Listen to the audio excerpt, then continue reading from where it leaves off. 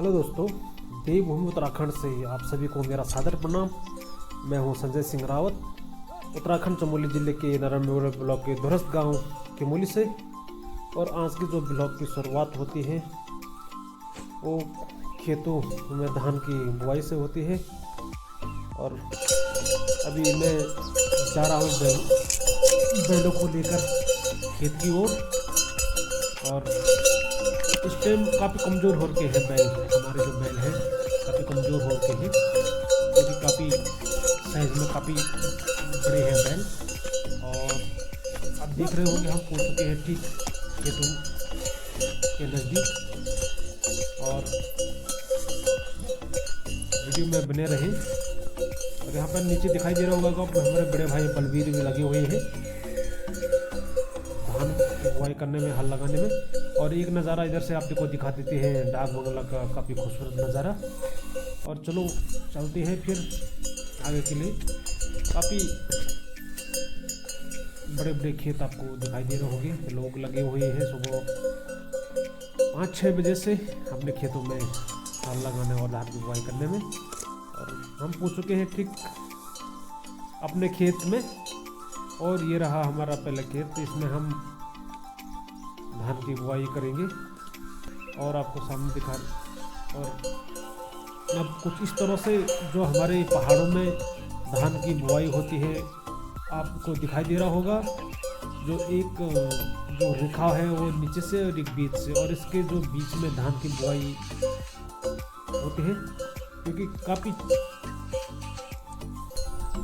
बड़ा खेत होने की वजह से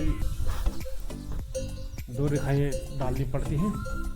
उसके बाद बीज को बोते हैं ऊपर नीचे, तो पता चल जाता है कहाँ पर हमने बोया है बीज को। और बीज बोने की जो प्रक्रिया है वो भी पूरी तरह से हो चुकी है ख़त्म। अब हल लगाने शुरू कर दिए हैं शिषपाल भाई ने। और आपको एक बार फिर नज़ारा दिखाते हैं गांव का सुबह 6 बजे का। कुछ इस तरह से हिमालय के गोद में बसा हुआ मेरा सुंदर सा गांव केमोली। और यहाँ पर भी लोग लगे हुए हैं सुबह 6 बजे से अपने खेतों में मिलजुल कर। कुछ इस तरह से हमारे पहाड़ों में काम किया जाता है मिलजुल के धान की बुआई करने में। और आज भी जो हमारी परंपरा है कुछ इस तरह से आपको दिखाई दे रहा होगी पहाड़ों में। और अब हमने ये खेत हल लगा लिया है। और अब जो जोड़ा होता है मैयार वो डाल लगाते हुए हमारे शिषपाल भाई। और हल लगाने के तुरंत बाद ऐसे मैयाल होते डाला जाता है। और जो ये खेत है इसमें आपको कंकड़ पत्थर एक भी नहीं मिलेंगे मिट्टी के अलावा, क्योंकि इतने सालों से काम होता है। छोटे छोटे पत्थर कंकड़ इत्यादि को फेंक देते हैं। और हम पहुँच चुके हैं अपने दूसरे खेत में। और ये शिषपाल भाई है धान को बोते हुए। कुछ इस प्रकार से धान को बोया जाता है हमारे पहाड़ों में। और आप देख रहे होंगे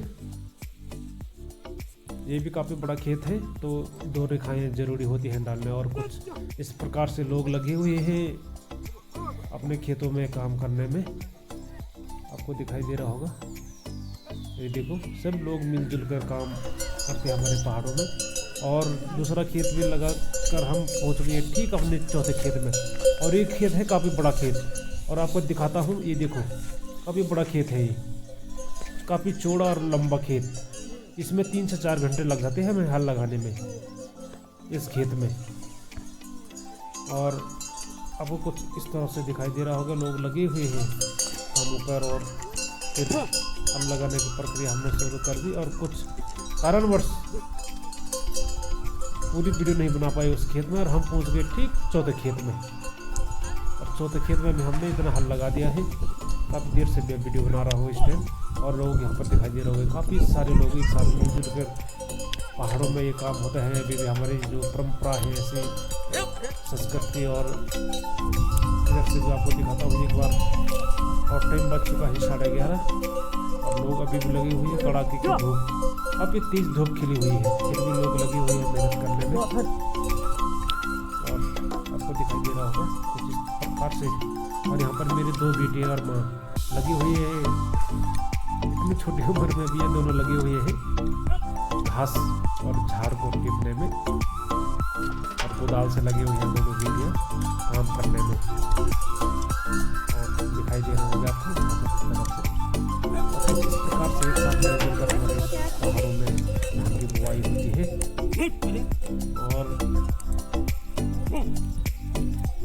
वीडियो के माध्यम से मैं आपको बताऊंगा आगे भी क्या क्या होता है। वीडियो में बने रहे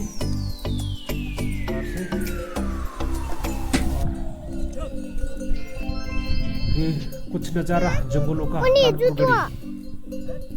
गढ़ी का।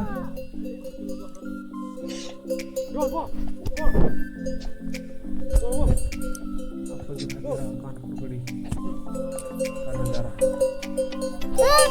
इस प्रकार से।